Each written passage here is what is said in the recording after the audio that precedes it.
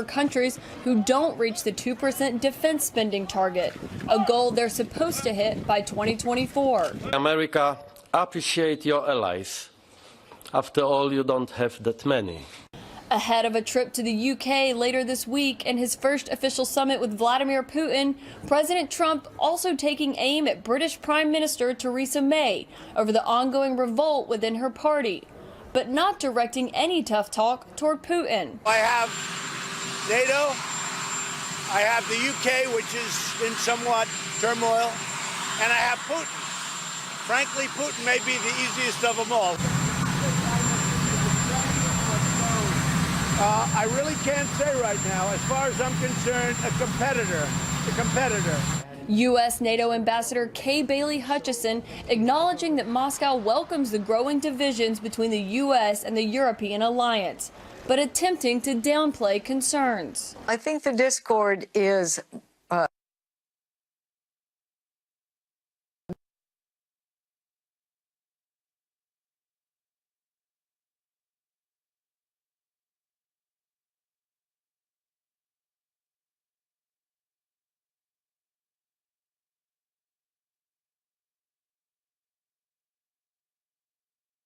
is going to have two one-on-one meetings here in Brussels this afternoon, one with the French President Emmanuel Macron and another with the German Chancellor Angela Merkel. She says during that meeting with Merkel, we can expect the president to bring up those heated criticisms that we saw him airing during the breakfast this morning. There won't be any TV coverage of that event, but we will likely hear from the president on that again. Needless to say, John and Allison, we are just getting started. Yeah, that will be wicked comfortable. Caitlin Collins for us at the NATO headquarters in Brussels. Caitlin, thanks so much. Let's bring in CNN military and diplomatic analyst Rear Admiral John Kirby and CNN chief international anchor Christian Amanpour. Christian, as we said, the European leaders, they were expecting tension. They knew these were going to be tough meetings. But this was the breakfast before he even arrived at NATO headquarters. He went in there to send a message, the president did, and he did it clearly and loudly and with the sharpest of sharp elbows. You know, it's even much more than that. It is unprecedented. It violates every norm of an alliance. Specifically, I'm talking about the word captive and controlled by, when he refers to Germany and Angela Merkel being controlled by Vladimir Putin and Russia. It is unprecedented language. It is a real threat to the alliance. It's a threat to the democratic, liberal, post-war world order that Harry Truman himself signed into being with the NATO declaration 70 years ago.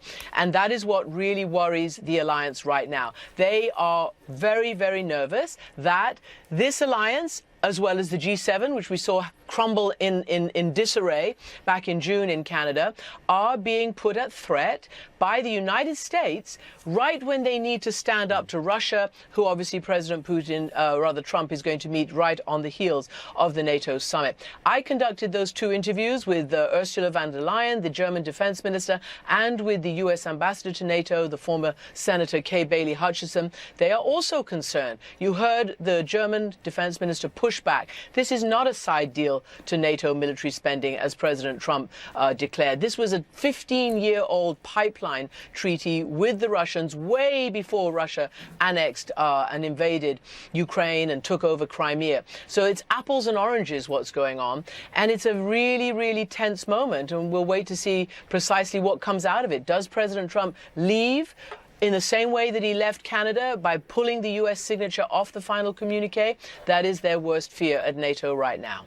Okay, so Admiral Kirby, I think it is riveting to hear everything that the case that he was making, President Trump was making to them, in part because I've never heard him speak so long. I mean, usually here at home he says the U.S. is being taken advantage of, it's bad. But he really laid out his case, okay, in the most fulsome way that... didn't. He laid out his case, Christian, in the most fulsome way that we've ever heard President Trump talk. I mean, including at debates.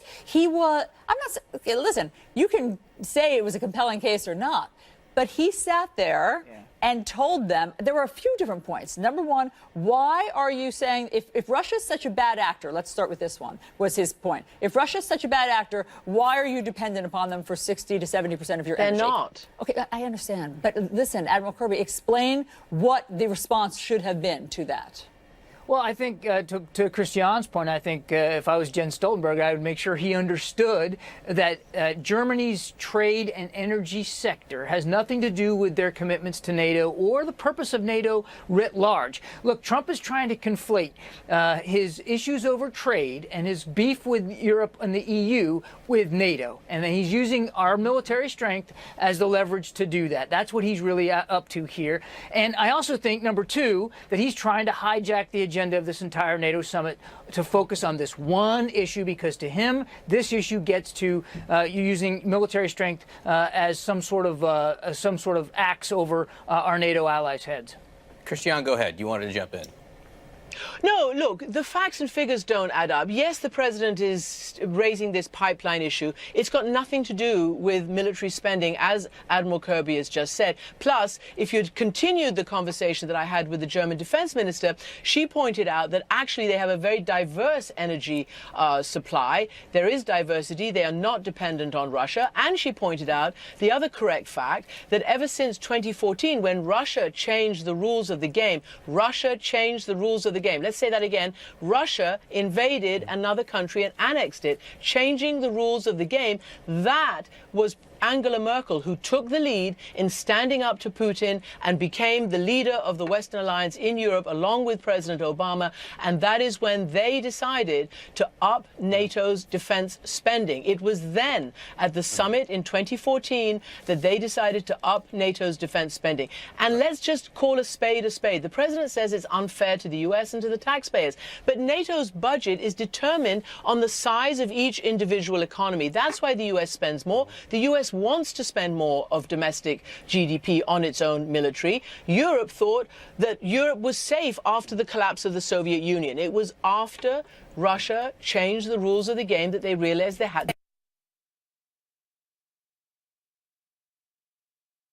have been doing collectively 5.2% more since 2014, right, when they took the decision. And the rules say by 2024. Suddenly President Trump wants to change the rules. Okay, that's his, I guess, his view. But NATO, the 29 members of NATO, said that by 2024 we will achieve that target. And even the U.S. ambassador to NATO says that 100% of all NATO members are moving in that direction. Yeah. I mean, what more does the president want? Well, you heard what he wanted. I mean, what he said, Christian, was they could do it tomorrow. Why do we have to wait till 2024? They could do it tomorrow. Why? And in terms of, because what he's saying is that it's not just that the U.S.'s GDP is more, it's the percentage, right? So what he's saying is, why does the U.S. have to shoulder the burden of 4% of their GDP when Germany's paying, I think the number, well, first of all, I don't even know if these numbers are right. Okay, so he was saying 4.2. We can't find 3.5. that. It's 3.5. I get it. 3.5. But he was using the number 4%. And he was saying when Germany does 1%. And so that has stuck in his 1.2. Yeah, I mean, I get it. He's not using specifics like you are, or nuance for that matter, as you are. Look, I'm just talking about agreements, about treaties, agreements, and plans. I mean, business plans exist for a reason, right? This is, you know, okay, and again, fine. And I don't want to make light of this, but this kind of diplomacy looks like Hulk smash. And this looks like the Avengers Hulk smash. This is a He's different going style, there. yes. And I want to show you what John Kelly, the chief of staff, a lifetime Marine general, what he looked like during this breakfast meeting. Let's just watch.